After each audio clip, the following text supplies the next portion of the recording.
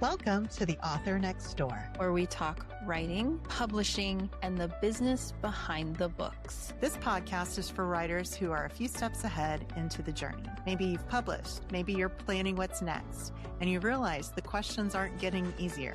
They're just getting more interesting. Sometimes it's just our fabulous selves. Sometimes we bring friends to the table, but it's always lived experience and information you can use. So pull up a chair. The conversation starts now.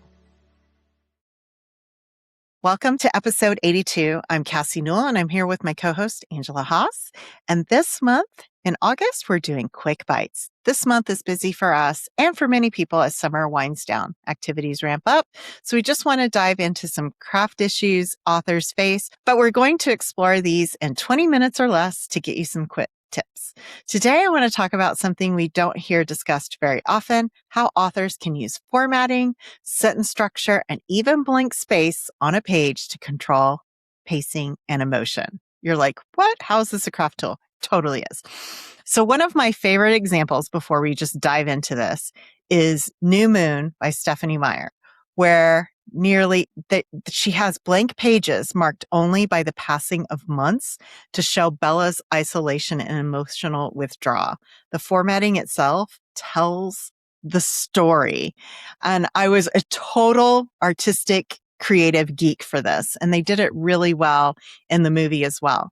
So that's what I'm talking about when I'm talking about blank spaces on a page. I'm going to fumble this a lot.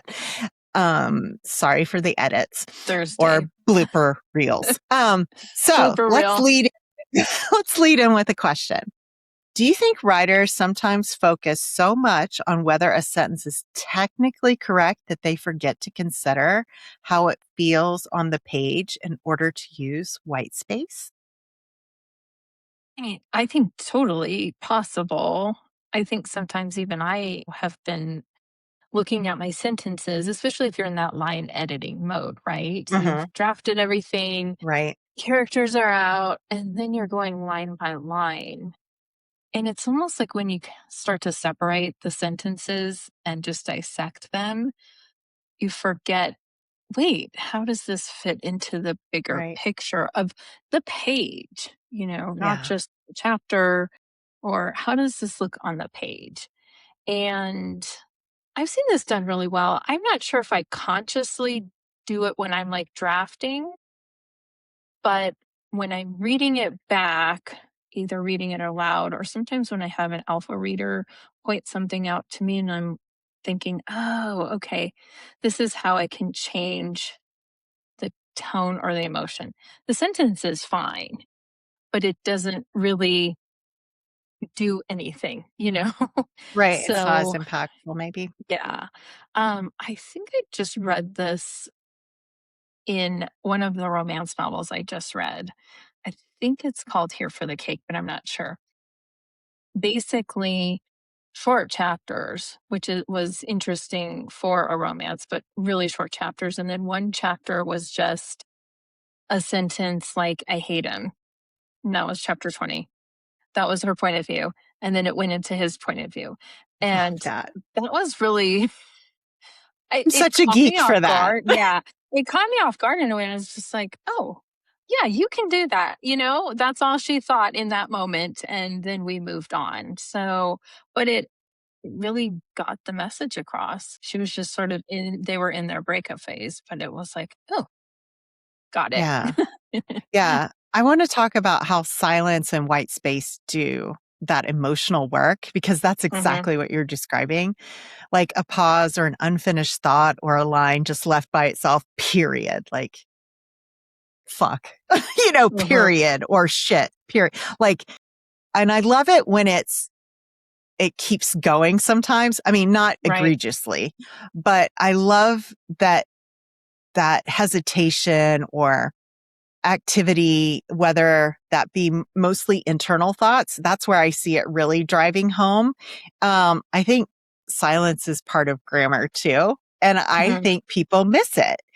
I consciously draft that way a lot of the time, but I find myself when I'm in edits expanding even more. Sometimes I'll be like, what were you thinking? Why are you going 5 lines this way? No, maybe 3, you know, and Right. I'll kind of just be a little bit of a puzzle master around Hmm. that because I love it so much. And I do think it's impactful. I love, granted, I'm an M dash girl. I love when complete words aren't done too, and somebody speaks over you. Right. And that's a new line. Yeah. And like Yeah. all those things. And then sometimes I like it when a person is having random thoughts and they're going in one direction, they stop, pause, switch, and then go in the next direction. But that has to be in the same paragraph or it doesn't work for me. So I'm just curious because I think you do this. I think we talked about this briefly offline, right? Because as a sci-fi writer, you tend to write shorter sentences anyway, right? So, how do Yes. you use what a character does not say to create emotion? I I'm not sure if it's like what they're not saying, but just I've used this technique before in like if someone is really thrown off guard or just especially in romance, it's usually the man that's like trying to make sense of what the hell this woman is turning my mind into a pretzel. And I've done it where it's like they just barf on the page these thoughts and then go, damn. That's the next line. And it's like, damn it. And I've done that before, but I feel like um that does create a little bit something about what they're not saying. It's just like this, damn Yeah. it, you know? Yeah.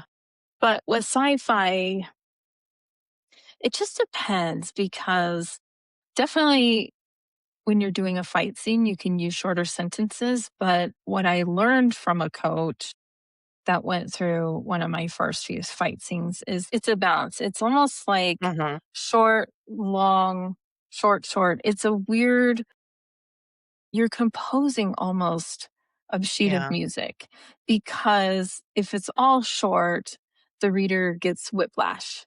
If it's long, the action doesn't feel urgent enough. So I Exactly. had Yeah. to really learn to balance that when in the fight scenes. In world building scenes, also balance, but they tend to be longer, more prosy and poetic. But you can't have a run on sentence, which I used to do. When you're just going on and on about describing something, I find that it's balance more than Yeah. anything.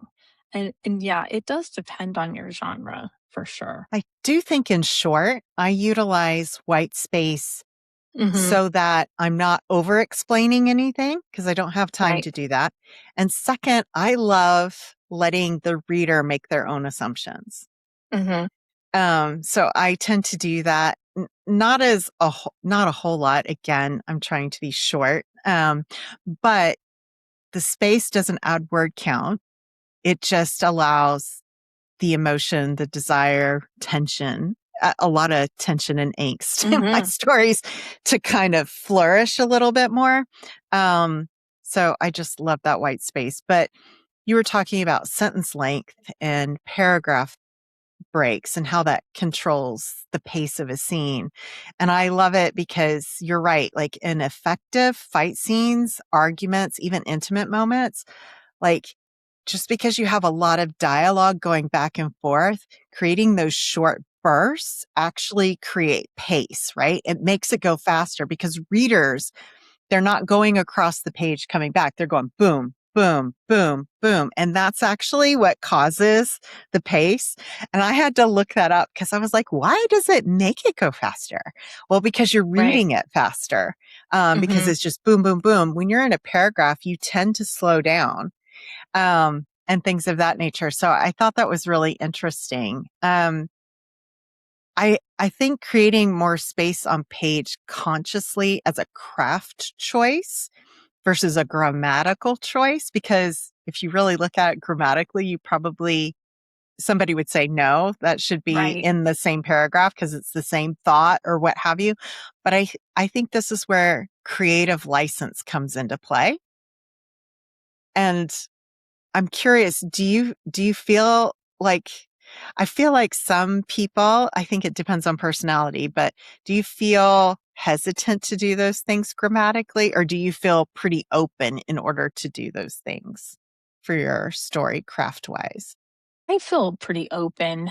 I mean, actually, the only thing that makes me hesitant sometimes, we were talking about M dash, just all the vitriol around I know. AI, the witch hunt on AI. So now a thing is if you've got the three, it used to be authors could use like the three short little sentences, almost 2 to 3 words. And that had a real impact. It has emphasis. It's giving I the reader a chance to pause and really settle on those words. Now that's a sign of AI. And M and dash is a I sign of just I AI. disagree. I'm like, And how all is that these a sign things of AI? I But know, well, because AI has trained on us human authors. And so people now think that that's AI versus purposeful because as a reader, I yeah, think some readers, not all, we appreciate our readers, obviously, but I think some of these people that are looking for AI so they can put it out there and get their viral moment. And I found something, I'm an AI detective. I don't think they really understand the craft. And all these things are purposeful. We're not just whistling Dixie and writing anything that pops out of our head and publishes it. Those white spaces, those pauses are purposeful. You need to give your reader a chance to breathe, especially after in romance, deep emotional impact. I think even after intimate scenes, sometimes you have those real short reflection sentences, some more white space, pausing, and after an action sequence, you need some of those beats so that your audience or your reader can take a breath along with you. So I found myself sometimes editing those things out, but now I'm just like, I'm just going to write the way it feels good to me. And if someone thinks it's AI, that's really on them. This kind of formatting can do it can create humor, make things yeah, light and funny, you know? yeah, yeah. I agree. I think where I first really thought about white space is writing poetry. So I have a book Mhm. called Red, which is prose and poetry together, around Little Red Riding Hood growing up. And I I remember thinking, oh yeah, I'm doing this from a poetry Mhm. perspective, a very artistic, it was a passion project for me. And I would move certain things a certain way. I would even almost edit my poems to get my right beats down so that it looked right. Like some words were just too long visually, and I was like, what Right. could I Yeah. use? And I think poetry does that lovely, depending on the type of poems you're writing, structure wise, things of that nature. But I think poetry is really a great case study. If you're like, I Mhm. don't know what I don't know, and I don't want to read a whole novel necessary to see a blank page and be caught up in the emotion of it, poetry is a great place to go.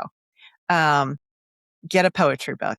You will notice the space. You will notice how things flow and what it looks like on a printed page. I'm curious, do you think this also has the same impact with e-readers versus print? That question just popped I into my head. yeah,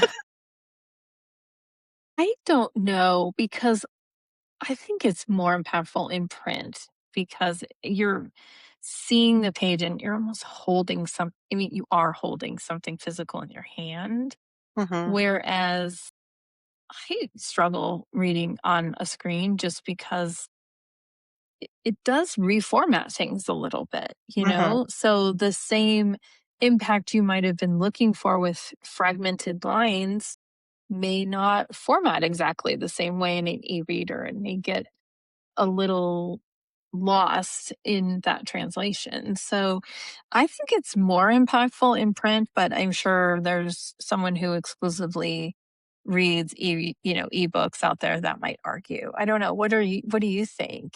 Yeah, I think it depends too, because when I think about my Kindle versus my iPad, I tend to read in my iPad, I don't have a change of format. But when I'm in my Paperwhite, I have my own format that applies to books. Nice. Right, Okay. because I want a certain size font, I want a Yeah. certain page, or space between sentences, and so it applies. Sometimes the intention doesn't come through the same way because I'm tapping through a page faster because 'cause I'll have more pages, than maybe it was intended to be. But because I'm reading at night and I like it black and white font versus white in my face, I notice too ornaments, if they are not transparent in background, I'll have that white sticker in my black every time. So I think I think you're right. I think it depends on the e-reader, of course, because if I'm just using an app on my iPad, it's a little different. I don't normally change the formatting, but maybe that's a good lesson for readers too. Like if you want the intention of the author, don't change the formatting. But Yeah. I just have it set up that all the books are kind of the same in my Kindle Paperwhite because I'm reading it in bed, you know? Yeah. And I'm Exactly. usually not with my glasses on and I'm just, trying to go to sleep, which is always a horrible thing because usually if a book's gripping, I'm like up till 2. But, Right. yeah, so Yeah. yeah, it just kinda came to my mind because I was thinking, yeah, most poetry books, I'm reading them on paper and Hmm. not so much on an ebook, e-reader type thing. Yeah. Yeah. Hmm. Yeah. I think poetry, you've got to have the poetry book. To me, it just feels Yeah. more intimate because I feel like it's such a lovely genre that I feel I have a lot of poetry books and I just love having a lot of them are smaller, they're more Mhm. gift feeling. They've got the ribbon bookmark in them. They just feel like this little treasure. Yeah, Yeah, I but agree. so I think for a quick read and great point, a quick lesson Yeah. on how to do that white space in the right way and flowing each stanza into the next. Starting with a poetry book is absolutely a great advice. So, yeah. Yeah. I think you can certainly study fight scenes and things of that nature too. Um, there are great books out there about, writing fight scenes and even, intimate scenes or even grief, but I think poetry is just so quick Yeah. for you to see Yeah. it and visualize it. Absolutely. Yeah. And I think really studying dialogue because the white space and how you format your dialogue based on who's speaking, that's something different too. Maybe there's a character who does speak in shorter sentences. They're a little more reserved. Right. They're hiding from something. They're not being authentic or they're just shy or whatever.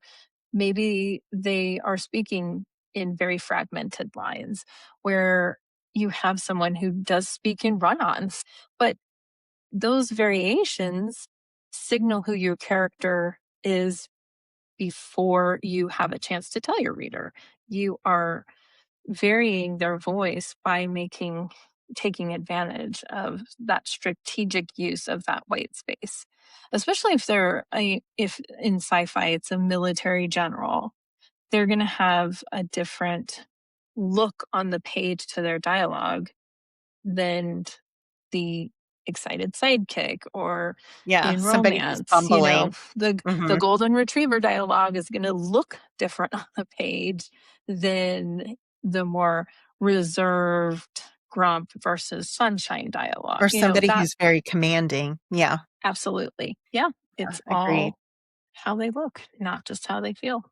I know. I love it. And Yeah. I think the artistic personality or side of me just loves this topic as a craft topic because I Hmm. don't think it's talked about very much. And No. Yeah, if you're really looking to up your game, play with some space, on the absolutely. page. So I think this Yeah. was a Great great tip. little tip, a little fast one. Absolutely. Yeah. It's Yeah. Little fast one. So with that, I'm going to say we'll just go ahead and wrap it up and say thank you for joining us today. Don't forget to leave us a review and rating wherever you listen to the podcast. It really helps us with visibility. And if you're interested in joining us in our romance corner, the Author Next Door After Dark, you can now find those special episodes right here in our regular podcast feed on the last Wednesday of every month. Till next time, keep writing, keep doing. We're so glad you joined us for this episode of The Author Next Door. Writing is a long game, and it's one best played with community, curiosity, and a little grace for yourself along the way. Keep showing up, keep learning, and keep telling stories only you can tell. We'll see you next week, right here next door.